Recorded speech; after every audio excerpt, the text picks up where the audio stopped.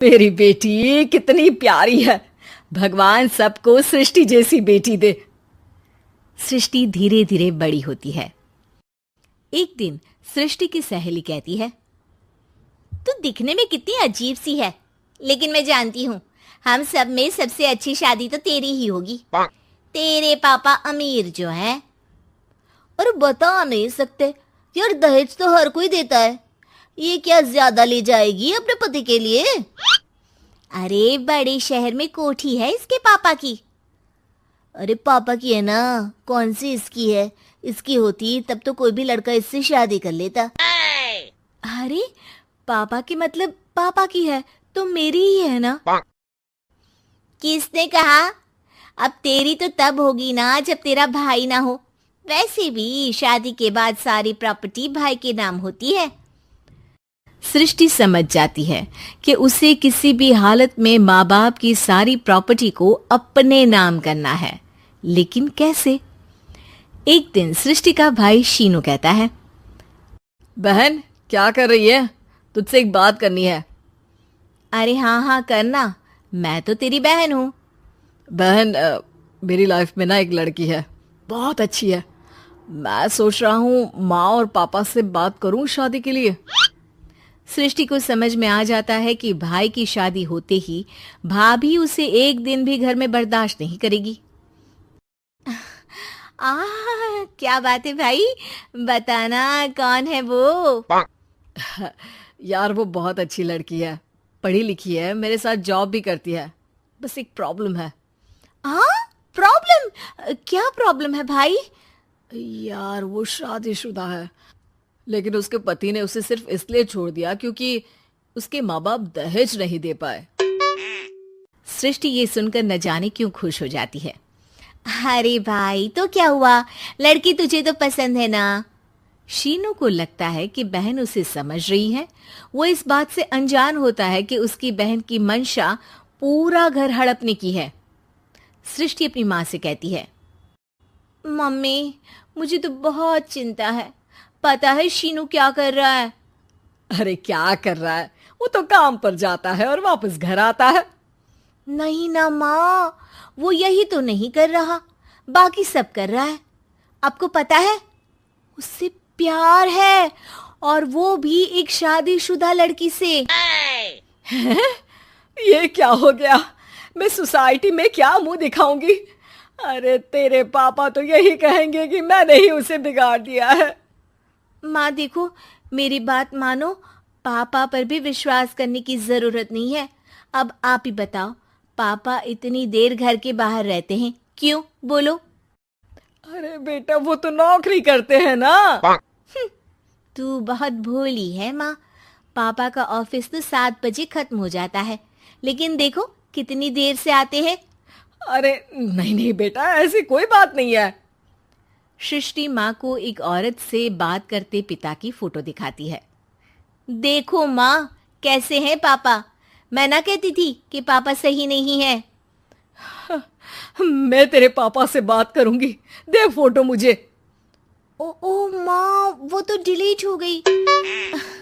लेकिन चल, तूने तो देख लिया ना। पापा से बाद में बात कर लेना, और हाँ मेरा नाम बिल्कुल मत लेना। हाँ माँ। अब क्या था, सृष्टि के माँ और पिता के बीच झगड़ा होना शुरू हो जाता है। सृष्टि के मन में क्या चल रहा था कोई नहीं जानता था। एक दिन, माँ सृष्टि के लिए एक लड़का देखा है, वो लोग शाम को उसे देखने आने वाले हैं। और हाँ माँ, एक खुशखबरी, मैं और पापा मिलकर एक नया बिजनेस ट्राई कर रहे हैं। शाम को लड़का आता है, सांवले रंग का। सृष्टि को तो बिल्कुल भी पसंद नहीं आता। लड़की की माँ कहती है, लड़की का चेहरा तो कोई खास नहीं, लेकिन अगर मेरे बेटे को आप लोग सेटल कर दें तो मैं उसकी शादी आपकी बेटी से करवा दूं। सृष्टि को लड़का बिल्कुल पसंद नहीं था। उसे भाई पर गुस्सा आ जाता है। लड़के वालों के जाने के बाद कहती है, माँ देखा शीनू मेरे लिए कैसा लड़का लेकर आया, न दिखाने लायक न सुनने लायक, सेटल भी नहीं, वो भी हम करे। अरे माँ मैं जानती हूँ ये मेरी शादी किसी भी घर में क्यों करवाना चाहता है। अरे कैसी बात कर रही है बहन? तूने तो देखा ना, लड़के को मैंने ही मना कर दिया तुझसे शादी के लिए। जिसने लड़का बताया था उसने उसकी बहुत तारीफ की थी। बात आई गई हो जाती है, लेकिन सृष्टि का मन शांत नहीं होता। क्या करूं, कुछ समझ में नहीं आ रहा। मेरी शादी हो गई तो ये लोग पूरी प्रॉपर्टी शीनू के नाम कर देंगे, मेरे हाथ तो कुछ लगेगा ही नहीं। तभी सृष्टि को आइडिया आता है। वो किसी वकील को फोन करती है। जी देखिए, अगर आपके मम्मी पापा का तलाक हो जाता है तो आपके पिता की आधी प्रॉपर्टी आपकी माँ के नाम हो जाएगी, फिर उसे वो किसी को भी दे सकती है। सृष्टि अब माँ को बेटे के खिलाफ भरती है। माँ, शीनू पर नजर रखा करो, वो जिस लड़की के प्यार में है ना वो शादीशुदा है। यहाँ आएगी, सारा पैसा रुपया जमीन जायदाद सब हड़प लेगी। पापा का भी हाल तुमसे छुपा नहीं है। ऐसा ना हो कि मैं और आप एक दिन सड़क पर भीख मांगे। हे भगवान, मैं तो जीते जी मर जाऊंगी अगर ऐसा हो गया तो। ऐसा हो गया नहीं माँ, ऐसा ही होगा। अभी समय है, आगे का सोच लो। मैं तो कहती हूँ पापा से आधी प्रॉपर्टी लेकर अलग हो जाओ। पापा की आधी प्रॉपर्टी भी हम लोगों को अगर मिल जाती है ना तो अगले 7 जन्म सफल समझो। बेचारी माँ बेटी के कहने पर पति से तलाक लेकर अलग हो जाती है। सृष्टि अब पैसों से गाड़ी और अपने दूसरे महंगे शौक पूरे करने लगी। उसके दोस्त भी उसके पैसे इस्तेमाल करते। सृष्टि, कल तुम कहाँ थी? मैं सारा दिन घर पर अकेली थी। तो मैं क्या करूं? मैंने ठेका तो नहीं लिया है ना तुम्हें संभालने का। माँ को सृष्टि से ये उम्मीद नहीं थी। वो बैठकर रोने लगती है। वहीं उसका पति यानी कि सृष्टि के पिता आ जाते हैं। मैं जानता था कि तुम्हारा यही हाल होगा, तो आपने मुझे रोका क्यों नहीं? मैं रोकता तो तुम रुकती क्या?